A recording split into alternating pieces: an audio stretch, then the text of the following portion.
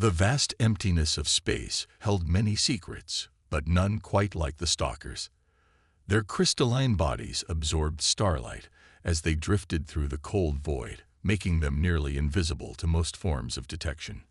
For thousands of years, they had watched the galaxy in silence, studying and judging other species from afar. But now, something had changed. Humanity had finally reached the stars. Edge floated near the observation post, his crystalline form shifting slightly as he processed the data coming from the human colony below. The settlement, barely 5 years old, sprawled across the planet's surface like a growing stain. The humans built without pattern or purpose, or at least none that made sense to the stalkers' logical minds. They were messy, emotional, and worst of all, unpredictable. The High Command had ordered closer observation of these newcomers to space. Their rapid expansion and technological growth were concerning, but what worried the stalkers most was humanity's apparent lack of control over their emotions. In the short time they had watched the colony, they had observed fighting, crying, laughing, and dozens of other emotional displays that seemed to serve no practical purpose. Edge recorded another outburst in his daily log as 2 humans below argued over the placement of a new building. Their voices carried through his sensitive crystalline structure, creating uncomfortable vibrations. Instead of reaching a logical conclusion based on available data, the humans became louder, their faces turned red, and their body language became aggressive. But then, something even more illogical happened. They laughed, slapped each other's backs, and went to get something they called coffee. The young scientist had studied hundreds of species across the galaxy, but none were as confusing as humans. They seemed to thrive on chaos and contradiction. They built impressive machines but filled them with decorations that served no purpose. They created efficient mining operations but stopped everything to rescue small animals that wandered into dangerous areas. They fought amongst themselves constantly, but would unite instantly if any member of their group faced external danger. The first attacks began 3 days later. Small raids, carefully planned by the stalker military to test human defenses and responses. Edge watched as the humans reacted to the destruction of their outer sensors. Their response was typically chaotic. Some ran, some froze, others immediately began organizing defenses. But what caught his attention was how quickly they adapted. Within hours, they had modified their remaining sensors to detect the crystalline signatures of stalker ships. The High Command was not pleased. The humans were proving more resourceful than expected. In a meeting of the stalker leadership, Edge presented his findings. They learn at an unprecedented rate, he explained, his form pulsing with the intensity of his report. Each attack teaches them more about us. They are already developing countermeasures we had not anticipated. The command chamber filled with the sharp, ringing tones of concerned stalkers. Their species had survived by eliminating potential threats before they could become dangerous.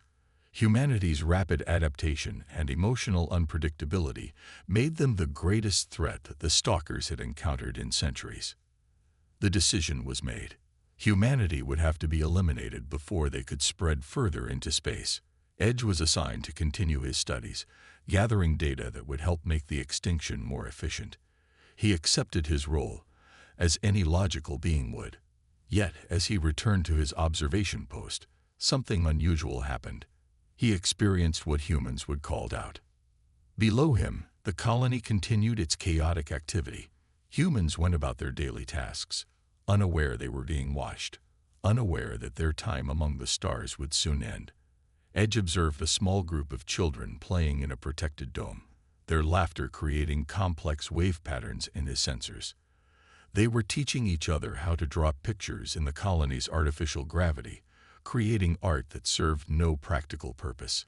It was precisely this type of illogical behavior that made humans dangerous. But as Edge prepared his evening report, a small warning light caught his attention. A mining team had gone off course, heading toward an unstable region of the planet. The stalker knew what would happen next would change everything he thought he knew about humanity, though he didn't realize it yet. He settled in to observe, his crystalline form absorbing the last rays of the setting sun, as the first chapter in a long story of understanding between two very different species was about to unfold. The mining team's vehicles kicked up clouds of red dust as they moved across the planet's surface. Edge tracked their movement with growing concern. His sensors detected increasing instability in the ground beneath them, but the humans seemed unaware of the danger. Their primitive equipment couldn't detect the complex network of caves that honeycombed the area. The first tremor was small, barely noticeable. The second brought all activity to a halt. Edge watched as the humans quickly backed their vehicles away from the site, all except one. Its engine had stalled directly over the weakest point in the ground structure. The stalker calculated a 98% chance of catastrophic surface collapse within the next 3 minutes. The logical course of action was clear. Abandon the vehicle and its occupants. That's what any sensible species would do. But the humans did something that made Edge's crystalline structure vibrate with confusion. Instead of running away, they ran toward the danger. The ground gave way with a thunderous crack. The mining vehicle and its 2 occupants disappeared into a gaping hole that opened like a hungry mouth in the planet's surface. Edge recorded the event dispassionately, expecting this to be the end of his observation. The humans had lost 2 of their number due to their poor planning and primitive technology. This would make an excellent addition to his report on their species' shortcomings. But the humans weren't done. Within minutes, rescue vehicles roared across the desert toward the collapse site. Edge watched in puzzlement as more humans rushed into danger rather than away from it. His sensors picked up their rapid communications, their elevated heart rates, their stress hormones, all indicators that they knew the risk they were taking. The rescue operation that unfolded defied all logical analysis. The humans set up emergency lights around the hole, bringing painful brightness to the darkening evening. They lowered equipment into the cave system, set up medical stations, and began a coordinated effort to reach their trapped companions. Edge noted with interest that none of the rescuers were related to the trapped miners. They shared no genetic imperative to help each other. Hours passed. The humans worked tirelessly, even as the cave system threatened to collapse further. Edge's sensors detected the trapped miners, still alive but running out of air. The humans seemed to work faster as conditions grew worse, their efficiency actually increasing under pressure, a phenomenon that contradicted everything the stalkers knew about stress responses. Then something happened that forced Edge to reevaluate everything he thought he knew about humans. One of the rescuers found a stable path to the trapped miners, but couldn't reach them while wearing their bulky safety equipment. Without hesitation, they removed their safety gear. Edge watched in astonishment as the human crawled through a narrow gap, putting their own life at risk to reach strangers. The rescue took 14 hours. By the time they pulled the last miner out, the entire colony had gathered around the site. Edge observed as the crowd erupted in celebrations. Humans who had never met the miners were crying with joy.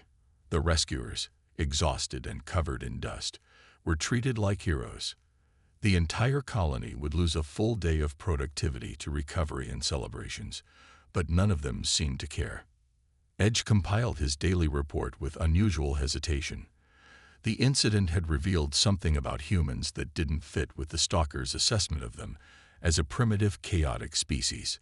The humans had demonstrated remarkable organization, persistence, and cooperation. But most disturbing of all, they had shown a willingness to risk their own lives for others without any logical benefit to themselves. As the celebrations continued below, Edge made a decision that would eventually change the course of both species' histories. Instead of filing his standard report, he began a deeper study of human behavior. He had to understand what drove these creatures to act against their own self-interest, to risk everything for others, to celebrate life with such emotional abandon. The High Command's plan to eliminate humanity suddenly seemed premature. There was something here that the stalkers had missed, something important. Edge didn't know it yet, but he had just taken the first step on a path that would transform his understanding of not just humanity, but of life itself. Edge broke every protocol in the Stalker Observation Handbook over the next few weeks. He moved closer to the human settlement than ever before, his crystalline form adapted to bend light around him, making him nearly invisible. The mining accident had sparked something dangerous in him: curiosity. The first thing he noticed was how humans touched each other constantly. They hugged, patted backs, held hands, and brushed shoulders as they walked past. Each touch seemed to carry meaning. A hand on a shoulder could mean comfort, encouragement, or warning. The stalkers, who communicated through light and vibration, had always seen physical contact as primitive. Now Edge wondered if they had missed something important. He watched the colony's school with particular interest. Young humans spent hours each day learning not just facts and skills, but how to interact with each other. They fought and made up, shared food, played games that had no practical purpose, and helped each other understand difficult concepts. When one child struggled, others would stop their own work to help.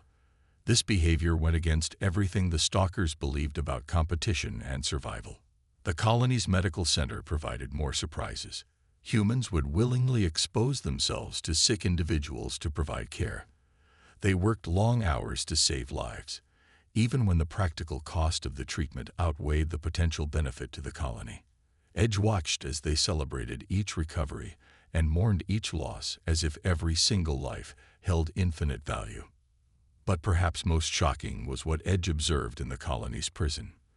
The humans kept their criminals alive, fed them, and even tried to help them change their behavior. Edge had seen 3 guards risk their lives to save a prisoner during a fire. The stalkers simply eliminated any members of their species who broke their laws. The human ways seemed inefficient, yet Edge's data showed that many of their rehabilitated criminals became productive members of the colony. One day, Edge witnessed something that challenged the very foundation of stalker beliefs. A supply ship arrived carrying refugees from Earth, people who had once been enemies in something called the Resource Wars. Now they worked side by side with their former opponents, building new lives together. The stalkers had always believed that enemies remained enemies forever. The concept of forgiveness was alien to them. Edge recorded everything in a secret log, separate from his official reports. He watched humans celebrate births with joy, support each other through loss with genuine grief, and face challenges with a mix of determination and fear. Their emotions, which the stalkers had dismissed as weakness, seemed to create bonds that made the entire colony stronger. He observed their art center with growing fascination. Humans spent precious time and resources creating things that served no practical purpose: paintings, sculptures, music, and dance. Yet these activities seemed to energize them, making them more efficient in their other tasks. They emerged from their art classes with new ideas for solving engineering problems or managing conflicts. The High Command grew suspicious of Edge's increasingly detailed reports about human social behavior. They reminded him that his job was to find weaknesses for the planned extinction operation, not to study human culture. Edge began sending them shorter, more focused reports while continuing his deeper investigation in secret. Late one night, Edge found himself watching a group of humans stargazing.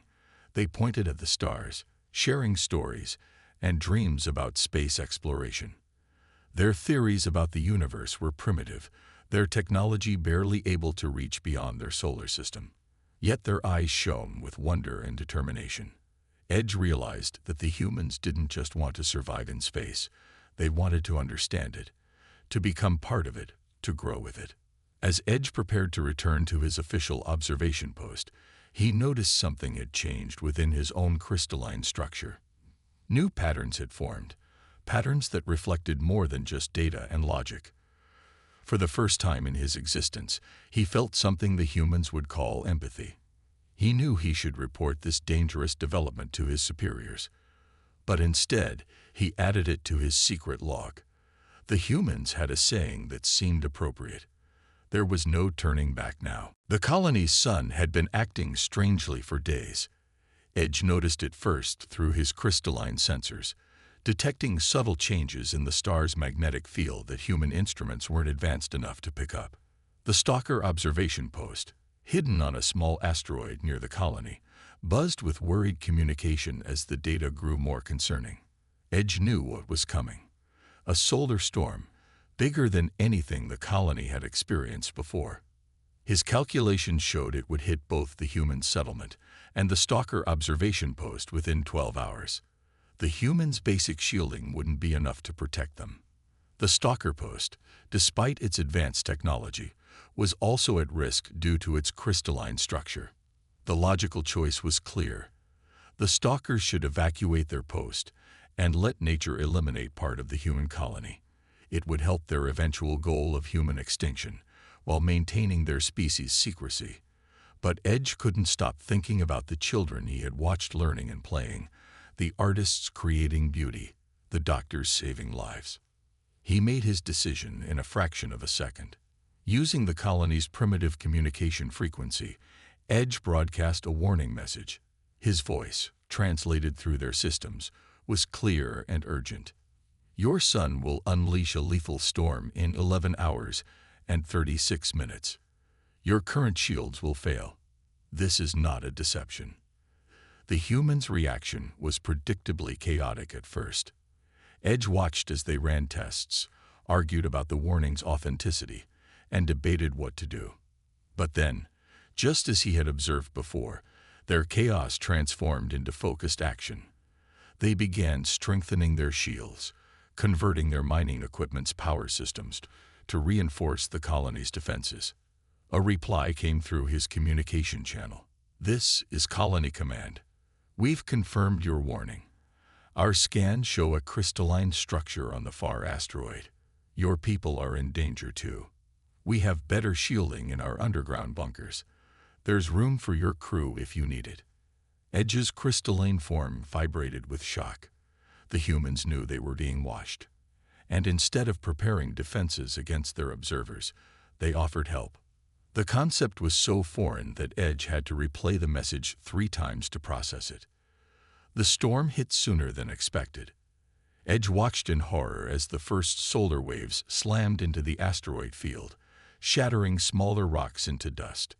The observation post's shields began to crack, their crystalline technology proving vulnerable to the intense radiation. 3 of his fellow observers had already been damaged, their forms growing cloudy with radiation exposure. The humans' response defied all logic. Instead of using their remaining time to strengthen their own defenses, they launched rescue ships. Edge couldn't believe his sensors as he watched human vessels burning through precious fuel and risking their own safety to reach the asteroid. The Stalker High Command ordered them to self-destruct rather than risk capture. But Edge saw another way. We must trust them, he told his fellow observers. Their emotional nature that we deemed primitive includes a drive to help others. It is our only chance of survival.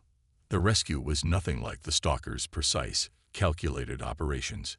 Human ships dodged through the asteroid field, their pilots relying more on instinct than computers.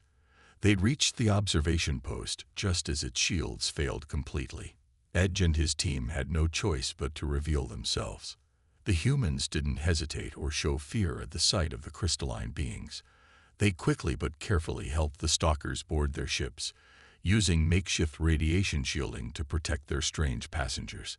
Edge noticed how they prioritized the most damaged Stalkers, again demonstrating that illogical but powerful drive to help the weakest. Back in the colony's underground bunker, humans and Stalkers waited out the storm together. Edge watched in fascination as the humans treated his injured companions with the same care they showed their own kind. They even attempted to make the crystalline beings comfortable, adjusting lighting and temperature to match Stalker preferences. As the storm raged above them, Edge realized that this crisis had done more than just reveal their presence to the humans. It had shattered something fundamental in the Stalkers' view of the universe. The humans' willingness to risk everything to save a potential enemy wasn't weakness. It was a kind of strength his species had never imagined possible. The Stalker High Command gathered in their great crystal chamber, their forms glowing with barely contained anger. Edge stood before them, his own crystalline body still showing traces of radiation damage from the solar storm. He had just finished presenting evidence that challenged everything their species had believed for thousands of years. The chamber rang with the sharp tones of disapproval. Edge had not only exposed their presence to the humans, but had accepted their help. Worse, he now suggested that the planned extinction of humanity would be a terrible mistake. The youngest member of the High Command spoke first, their form pulsing with curiosity rather than anger. "Show us again," they demanded. "Show us what makes these emotional creatures worthy of survival." Edge projected his recordings onto the chamber's walls. Humans celebrating life, mourning death, fighting, making peace, creating art, exploring space, and most importantly, helping others without logical reason. He showed them children learning to read, doctors working through exhaustion to save lives, artists turning pain into beauty, and enemies becoming friends. "Their chaos is not weakness," Edge explained, his form shifting to display complex data patterns. "Their emotions do not make them primitive. They make them stronger, more adaptable, more alive than we have ever been." He showed them recordings of the rescue, of humans risking everything to save beings they had never met, creatures that had been secretly watching them with hostile intent. The chamber erupted in argument. Younger stalkers, many of whom had studied humans from afar, sided with Edge. The older ones clung to their belief that emotion led only to destruction. Edge watched the divide grow, seeing in his own people the same capacity for change he had observed in humans. Then Edge did something no stalker had ever done before. He told a story. He described the mining accident, the rescue operation, the school children learning together, the artists creating beauty, and the doctors saving lives. He spoke not with data and logic, but with something new he had learned from humans: passion. "We have survived for millennia by remaining unchanging," Edge said, his voice carrying through the crystal chamber. "But the humans, in their brief existence, have grown more than we have in all our time among the stars. They fall, they fail, they feel pain. But they keep going. They help each other up. They learn. They adapt. They forgive." A senior member of the High Command interrupted, their form flashing with dangerous intensity. "You sound like one of them. Their emotional contamination has infected you." Edge stood straighter, his crystalline form glowing with conviction. "Perhaps that is not a bad thing. What if emotion is not a weakness? What if our logic has limits? The humans survived the solar storm not despite their emotions, but because of them. Their drive to help others, even enemies, saved both their lives and ours." More young stalkers moved to Edge's side of the chamber. They had all seen the recordings, studied the data. Many had watched humans from hiding and felt the same fascination Edge had experienced. The High Command saw their species splitting before their eyes. "You would have us change everything we are," accused another elder, their form dark with disapproval. "No," Edge replied. "I would have us grow. The humans have something we lost long ago: the ability to change, to feel, to connect with others. They are not perfect. They make mistakes, but they face the universe with wonder and courage, not just calculation and judgment." The debate lasted for days. Young stalkers shared their own observations of humanity. Some had witnessed similar acts of kindness, courage, and creativity. Others had seen humans overcome challenges that should have destroyed them, all because they worked together and refused to give up. Finally, the youngest members of the High Command made an unprecedented decision. They would send observers to live openly among humans, to learn from them. The older members objected, but they could not ignore the growing movement among their people. As Edge prepared to return to the human colony, this time as an official ambassador, he reflected on how much he had changed. He had learned to question, to wonder, to care. The humans had not only survived the stalker's judgment, they had transformed their would-be executioners into students of their way of life. The revolution had begun, not with weapons or violence, but with understanding and compassion. The warning came at midnight. Edge was in the colony's new crystal garden, a space designed to help stalker visitors feel at home. When the first reports arrived, the Devourers, a species that consumed entire worlds for resources, had entered the system. Their massive ships darkened the sky like giant shadows, blocking out the stars. 3 months had passed since the stalkers had begun open contact with the human colony. The changes in both species were remarkable. Humans learned to read the subtle light patterns of stalker communication, while young stalkers tried to understand human art and music. Edge had even seen some of his kind attempting to dance, their crystalline forms catching and reflecting light in beautiful patterns. But now, all that progress faced its greatest test. The Devourers were known throughout the galaxy as unstoppable. They stripped planets bare, killing everything in their path. The stalkers had avoided them for millennia through hiding and misdirection. The humans had never encountered them before. Edge rushed to the colony's command center. The human leaders were already there, along with the small group of stalker ambassadors. The humans didn't show panic as they watched the Devourer ships approach. Instead, they began making plans, suggesting ideas, thinking of ways to fight back. Their determination sparked something new in the watching stalkers. "We could combine our technologies," Edge suggested, his form glowing with excitement. Human creativity with stalker crystal science. The older stalkers would have dismissed such an idea immediately, but Edge had learned from humans that sometimes the craziest ideas worked best. The next few hours were a blur of activity. Humans and stalkers worked side by side, combining their knowledge in ways neither species had imagined before. They mounted stalker crystal arrays on human ships, creating weapons that could pierce Devourer shields. Human engineers helped modify stalker communication crystals to disrupt the Devourers' neural networks. The Devourer ships drew closer, their weapons already destroying the outer system's automated defenses. Edge watched as human pilots climbed into their modified ships, their faces showing both fear and determination. The stalkers had always seen fear as weakness, but now Edge understood. The humans were afraid, but they would fight anyway. That was true courage. The battle began at dawn. Human ships darted between the massive Devourer vessels, too quick to catch, while modified stalker crystals disrupted the enemy's communications. The humans fought like they did everything else, with a mix of careful planning and wild improvisation. They tried strategies no logical species would consider, and somehow, they worked.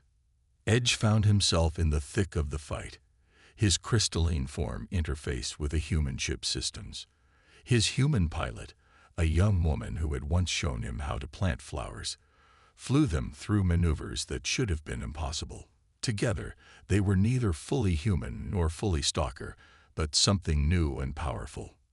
The Devourers had never faced an enemy like this before. They couldn't adapt to the humans' unpredictable tactics or the stalkers' advanced crystal technology. Their ships began to fall, one by one. But the battle wasn't over yet. The Devourer flagship, massive and deadly, was heading straight for the colony. Edge and his pilot volunteered for the most dangerous mission of all, flying into the Devourer ship's main power core. It was a suicide mission, the kind of self-sacrifice that stalkers had always seen as pointless. But now Edge understood why humans did such things. Sometimes you had to risk everything to protect what mattered. They flew through the Devourer ship's defense grid, human instinct and stalker precision working in perfect harmony. Edge's crystals disrupted security systems while his pilot threaded them through gaps that barely existed. They reached the core, launched their combined human stalker weapons, and somehow, against all odds, managed to escape before the massive ship exploded. The remaining Devourer ships fled, leaving behind a battlefield lit by crystal shards and burning debris. In the colony's command center, humans and stalkers celebrated together. Edge watched as his people began to understand what humans had known all along. That emotion and logic, chaos and order, fear and courage could all work together to create something stronger than either species could achieve alone. The test had become more than just a battle for survival. It had proved that two very different species could not only coexist, but become better together. As Edge looked at the celebrating humans and stalkers, he knew that the galaxy would never be the same. 5 years had passed since the battle with the Devourers. The human colony had grown into a thriving city, its buildings now a unique blend of Earth architecture and Stalker crystal technology. Edge stood at the entrance of the newly completed Human Stalker Academy, his crystalline form reflecting the morning sunlight in rainbow patterns that delighted passing children. The academy was Edge's dream brought to life. Inside its halls, young humans and stalkers learned together, each teaching the other about their way of life. Human children played in crystal gardens, while young stalkers attempted to paint pictures and make music. The old Stalker High Command would have been horrified, but the galaxy had changed. In the years following the Devourer attack, more stalker colonies had opened themselves to human contact. Some older stalkers still kept their distance, clinging to traditional isolation, but they were becoming a minority. The younger generation had embraced change, fascinated by human culture and eager to experience emotions they had denied for thousands of years. Edge watched as a group of students worked on their latest project. Human teenagers were helping young stalkers understand poetry, while the stalkers taught the humans how to use crystals for storing and sharing memories. One young stalker had even managed to capture the emotion of joy in crystal form, a breakthrough that would have been impossible before they met humans. The Academy's research center had made incredible discoveries by combining human intuition with stalker precision. They had developed new forms of space travel, better ways to terraform planets, and even methods to communicate across vast distances using crystal networks enhanced by human creativity. But more importantly, they had discovered how two very different species could make each other better. News arrived daily of joint human stalker missions across the galaxy. They worked together to help other species, defend against threats, and explore new worlds. The stalkers had become humanity's most dedicated protectors, not because they had to, but because they chose to. They had learned that protecting others was not a logical decision. It was an emotional one, and that made it more powerful. Edge remembered the day everything changed, when he first watched humans risk their lives to save others in that mining accident. Now such cooperation was common. Just last week, a team of humans and stalkers had evacuated an entire alien colony before their sun went supernova. The humans provided the empathy and quick thinking needed to handle the panic, while the stalkers offered their advanced technology and careful planning. The changes weren't always easy. Some humans still felt uncomfortable around the crystalline beings, and some stalkers struggled to understand human emotions. But they kept trying, kept learning from each other. Edge had seen stalkers attend human weddings, attempting to comprehend the celebration of love. He had watched humans sit quietly in crystal gardens, learning to communicate through light and vibration. In the Academy's main hall, Edge paused to admire the new mural, a joint art project between human and stalker students. The humans had painted a beautiful scene of both species working together among the stars, while the stalkers had added crystal formations that caught the light in ways that conveyed emotions no words could describe. It was neither human nor stalker art, but something entirely new. The old fear that had driven the stalkers to consider eliminating humanity now seemed like a distant nightmare. Instead of destroying what they didn't understand, they had learned from it. Humanity's emotional nature, once seen as a weakness to be eliminated, had proven to be the very thing the stalkers needed to grow beyond their limitations. Edge felt a new sensation in his crystalline structure. Pride, he realized, another emotion learned from humans. Pride not in himself, but in both species and how far they had come. The humans had taught the stalkers how to feel, how to change, how to live fully. In return, the stalkers had given humans the stars, sharing their advanced technology and ancient knowledge. As the sun set over the colony, painting the crystal buildings in golden light, Edge understood the greatest lesson of all. The very differences that had almost led to humanity's extinction had become the foundation of both species' greatest achievements. Together, they had created something beautiful and new, a future neither species could have imagined alone. In the end, the stalkers hadn't just become humanity's defenders. They had become their family among the stars.